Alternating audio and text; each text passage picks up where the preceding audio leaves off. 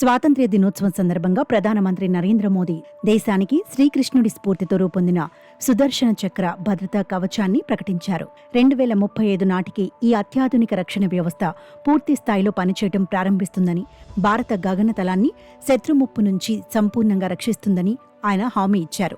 Machine సుదర్శన చక్ర అనేది దీర్ఘశ్రేణి రాడార్లు, ఉపగ్రహాల నుంచి నిఘా ఇన్పుట్లు, విమానాలు, యుఏవీలు, దీర్ఘశ్రేణి ఇంటర్సెప్టర్ క్షిపణుల సంక్లిష్ట కలయిక. ఈ వ్యవస్థ శత్రు క్షిపణులు, డ్రోన్లు, రాకెట్లను తటస్థీకరించడమే కాకుండా ప్రతీకార దాడులు చేసే సామర్థ్యాన్ని కూడా కలిగి ఉంది. ఆపరేషన్ సింధూర్ సమయంలో పాకిస్తాన్ ప్రయోగించిన బాలిస్టిక్ క్షిపణులు, సాయుధ డ్రోన్లను ఈ వ్యవస్థ భారీగా ధ్వంసం చేసింది.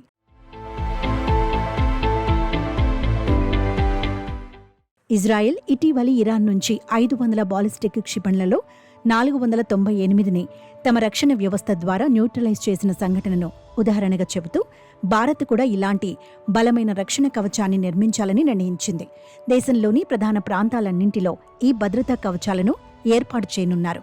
భారత్ ఇప్పటికే అధునాతన రాడార్ సామర్థ్యాలను అభివృద్ధి చేసుకుంది. అయితే వివిధ శ్రేణులు, విభిన్న ఎత్తుల నుంచి వచ్చే క్షిపణులను ఎదుర్కోవడానికి బహుళ శ్రేణి ఇంటర్సెప్టర్లను మరింత మెరుగుపరచాల్సి ఉంది.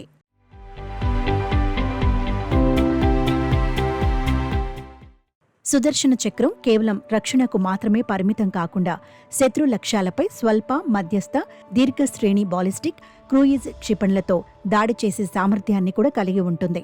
అదనంగా భారత నావికాదళం సముద్రం, భూమి నుంచి శత్రు నౌకలను లక్ష్యంగా చేసుకునే దీర్ఘశ్రేణి క్షిపణులను కూడా అభివృద్ధి చేస్తోంది.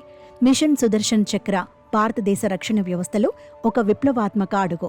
2035 నాటికి ఈ వ్యవస్థ దేశ గగనతలాన్ని శత్రుదుర్భేద్యంగా మార్చడమే కాకుండా ప్రపంచ రక్షణ రంగంలో భారత్ను మరింత శక్తివంతంగా నిలబెట్టనుంది.